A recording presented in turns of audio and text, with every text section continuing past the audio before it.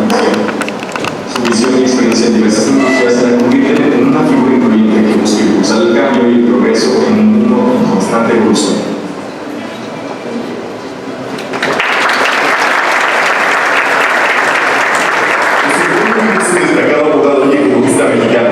Egresado de la Universidad Nacional Autónoma de México y del Instituto Tecnológico Autónomo de México. Posee un doctorado en Economía por la Universidad de Yale. Ha acumulado una vasta experiencia en diversas áreas, ocupando en varias ocasiones cargos de secretario de Gobierno Federal, siendo algunos secretario de Relaciones Exteriores y secretario de Hacienda y Crédito Público. En 2018 fue candidato a la presidencia de la República y actualmente es consejero independiente de HCBC y Grupo Chedraui. Además, forma parte del Consejo Global de Adaptación y del Centro USMEX en San Diego. Participa activamente en actividades de consultoría, financiación de proyectos y tareas académicas.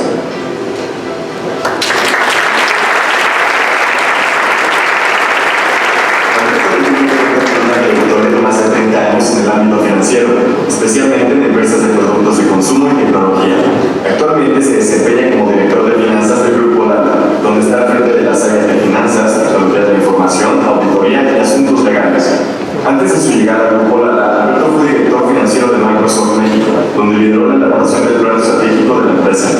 Su experiencia en el ámbito financiero también incluye su rol como vicepresidente de finanzas en Danone, habiendo trabajado en Estados Unidos, Rusia y Bélgica.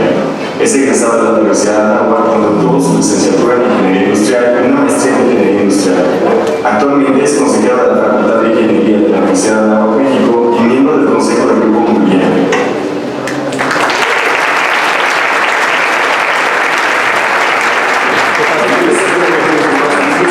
Experiencia en posiciones directivas dentro del sector de tecnología e innovación. Desde 2015 forma parte de Uber, donde actualmente se encarga de dirigir y supervisar las prioridades operativas de la empresa en América Latina. Además de su trayectoria profesional, Mariana está profundamente comprometida con el bienestar social. Es voluntaria en la Fundación Sanando Heridas, una organización que brinda apoyo médico y social a comunidades vulnerables en Chiapas. Antes de unirse a Uber, colaboró con empresas de renombre como McKinsey & Company y Grupo AESA. Mariana es ingeniera industrial por la Universidad de Anáhuac, México, y egresada del programa de liderazgo empresarial general, completando su formación con cursos avanzados en la Escuela de Negocios de Harvard.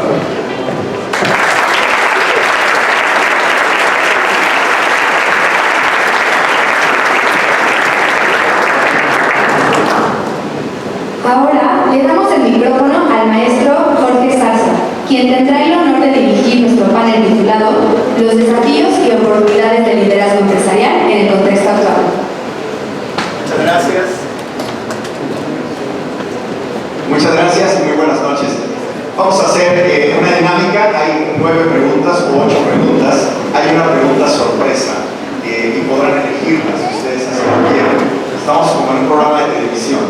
Entonces, estamos en vivo, no va a haber oportunidad para la equivocación, así que ustedes van a tener que revisar sus respuestas. Les voy a pedir que elijan cada uno de ustedes de 1 al 8 un número. Alberto, 8. Muy bien. Mariana, 5. Muy bien. Priscila, 3.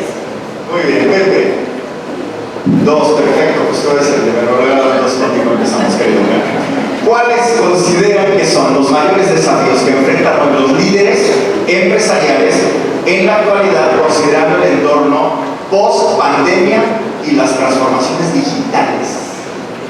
Lo primero, tuve que venir a este evento para volver a entrevistar en muchas veces que no lo hacía, me da mucho gusto de no hacerlo.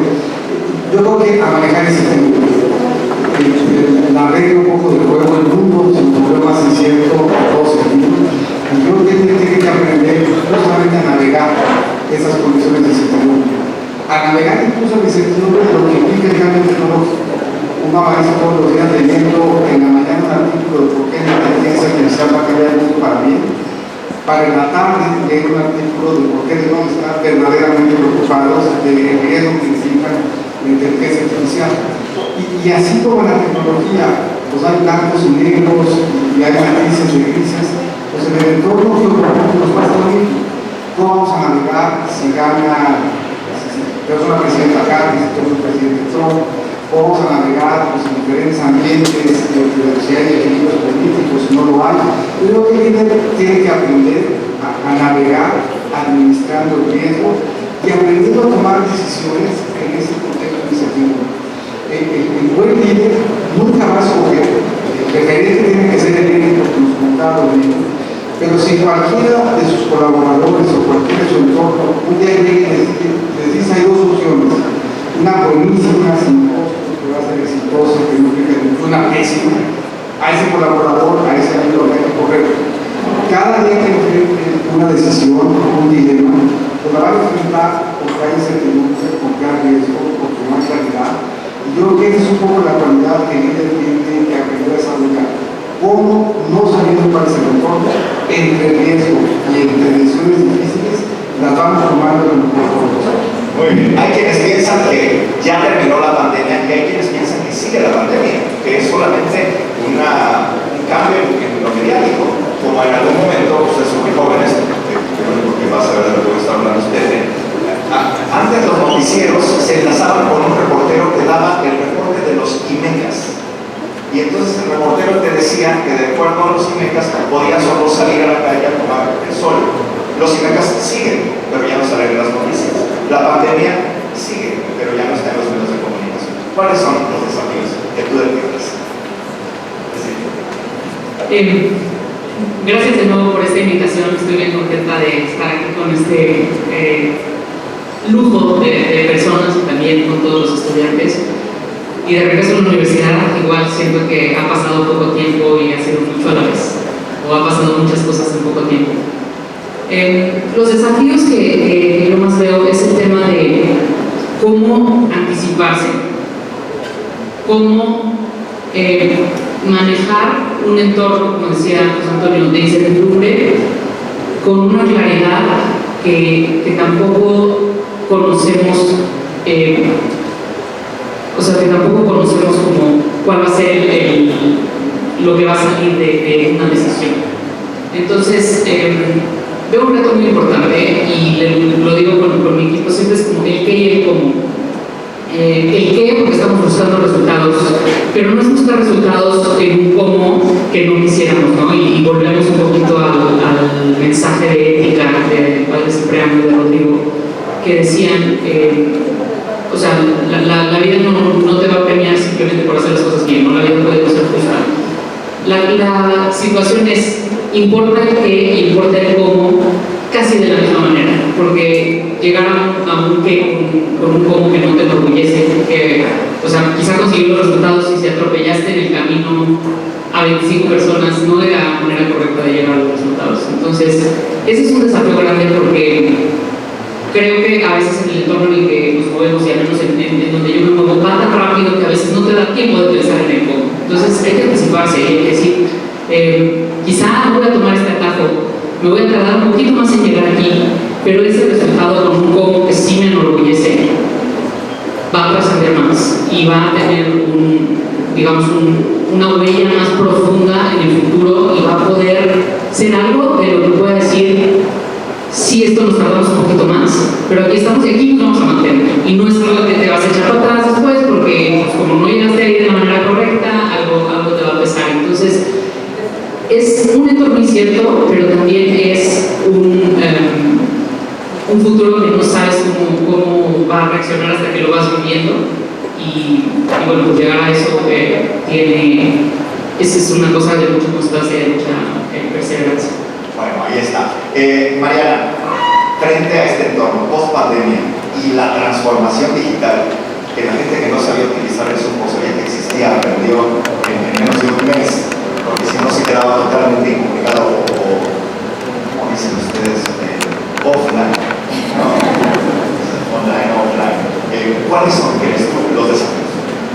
Bueno, de entrada quiero más decir que estoy tan honrada de poder estar aquí en este panel con estos grandes líderes. Estoy un poco entre hablo o mejor saco el cuaderno a tomar apuntes de todas las grandezas que estoy escuchando.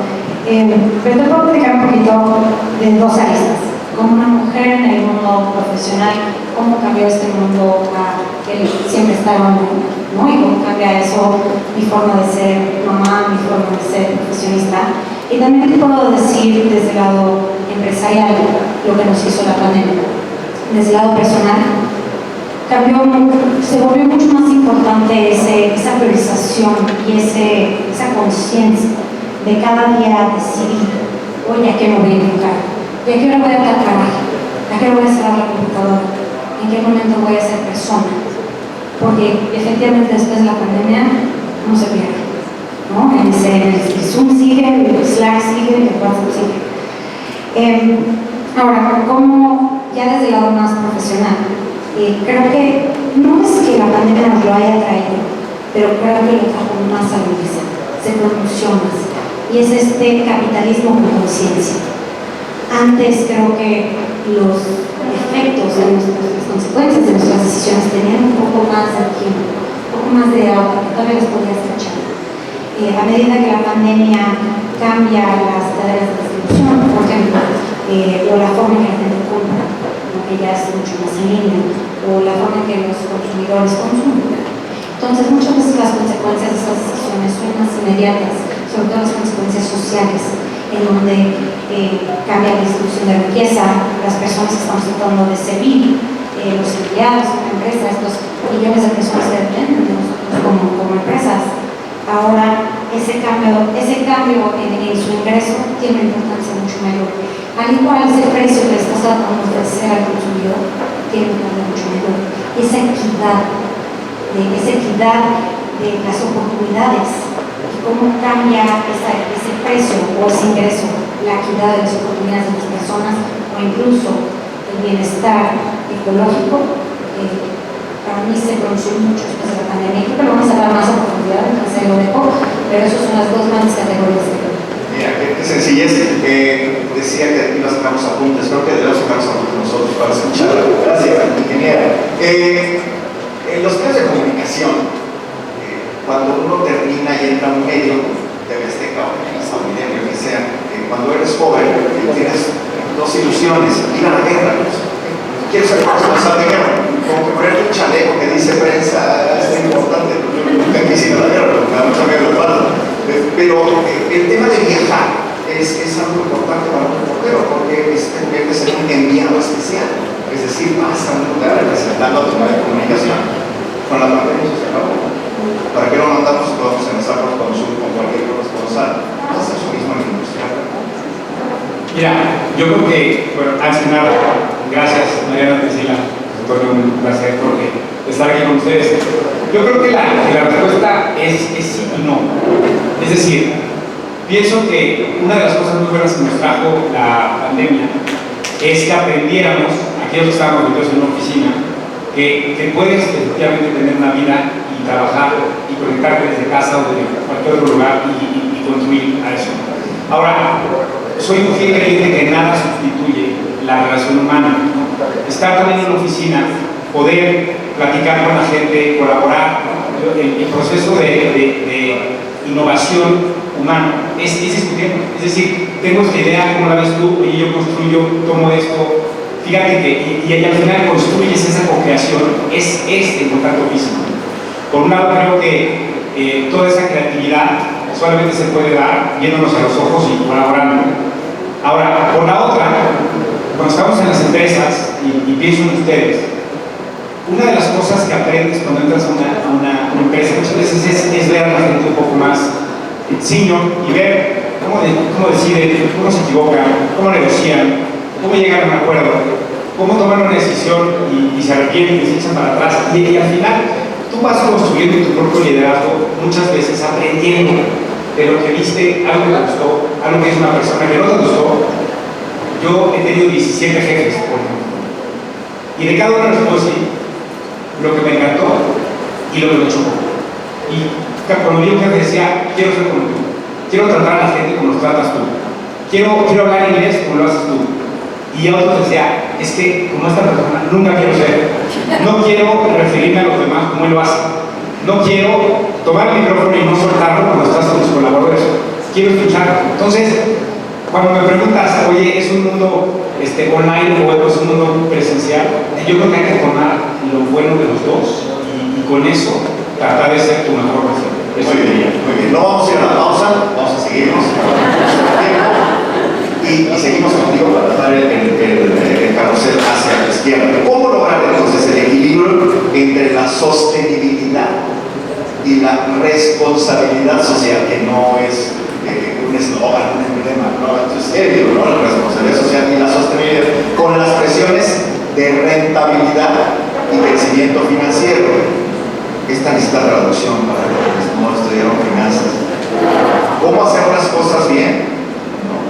Pero que sea negocio. ¿No? Sí, no, Jorge, esta es una gran pregunta. Y vámonos 50 años en el futuro. O sea, imagínense a sus hijos y a sus nietos cuando estén preguntándose que nosotros decidíamos entre ganar dinero y impactar el planeta. O sea, van a decir, estaban locos.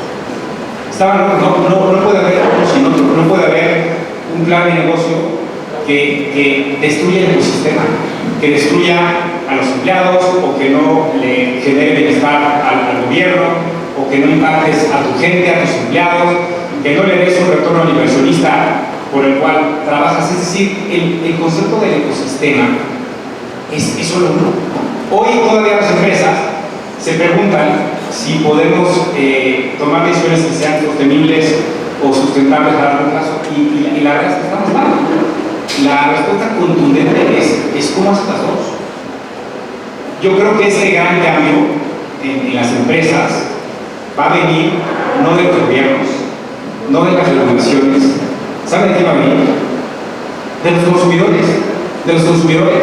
Yo veo a niños de 6, 7 años con un termo de aluminio en la mano y les pregunto a sus papás, ¿por qué tiene un termo de aluminio? Y dicen, es que mi hijo de 7 años no quiere consumir té. Entonces, cuando ese niño o esa niña tenga 21 años o 25 años y tenga que comprar sus propios productos, definitivamente no va a comprar un yogur que tenga un plástico de un solo uso. Entonces, yo creo que viene un cambio tectónico, que son los consumidores que van a exigir eso a las empresas. Y qué bueno, y a los países y a los gobiernos, porque necesitamos tomar esto como una responsabilidad compartida, en donde sin duda, como dice en inglés, green is green. Necesitamos que el tema de sostenibilidad y ecología nos dé, por supuesto, retorno al inversionista, y esa es una mezcla complicada de lograr, pero importantísima para conseguir. Buenísimo, Alberto. ¿Coincides, Mariana? Sí, de hecho, lo primero que iba a decir es que es a veces un falso discurso, que la rentabilidad y la responsabilidad social y la sostenibilidad son contrarias. No necesariamente. Lo primero que les aconsejaría, y no voy a poner en práctica esta pregunta, lo primero que les aconsejaría a todos ustedes que son empresarios, empieza a buscar el win-win, porque sí existe el eliminar desechos no necesarios para nosotros, eliminar kilómetros no utilizados. Obvio, ¿no? Nos ayuda en todos los aspectos.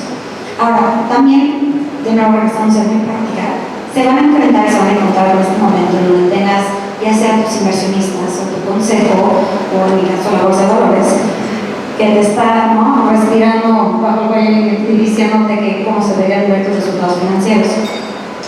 Lo mejor o lo más poderoso que yo he encontrado para aún así lograr los objetivos de sostenibilidad y responsabilidad social es saber el foco. Uno no puede ser todo, no puede ser el mejor en todos los ámbitos de la responsabilidad social y de la sostenibilidad, pero sí puedes escoger hoy en qué vamos a ser mejor. Sí puedes saber en dónde estás haciendo daño o dónde puedes tener oportunidad de mejorar. Realmente buscar ese 1, 2, 3 cosas que vamos a hacer una diferencia importante. Y ese discurso, venderlo, por usar una palabra de nuevo práctica, pero tener las herramientas para contar esa historia, vendérselo a tu consejera, a tu consejo o a tus inversionistas y explicarles cómo a largo plazo esto es mejor para la empresa, para el mundo. Y créeme que no hay tanta resistencia en el momento que hay foco y hay claridad. Lo que todos los inversionistas odian es el vamos a hacer sustentables en todo y nos va a costar una millonada. Porque además ni siquiera va a ser exitoso porque si el foco no lo va a hacer. Entonces, pues, elige bien y hazlo valer. Me recordaste a esta frase de Douglas MacArthur, que seguramente Pepe es el que lo conoció en vivo, que decía, ¿quieres cambiar el mundo? Empieza por hacer tu cama. No, primeros objetivos claros, ¿no? ¿Qué vislumbras de esta pregunta, Priscila? Hay que hacer la cama. Creo que es muy cierto el que te toca a ti. El poner tu granito de arena como persona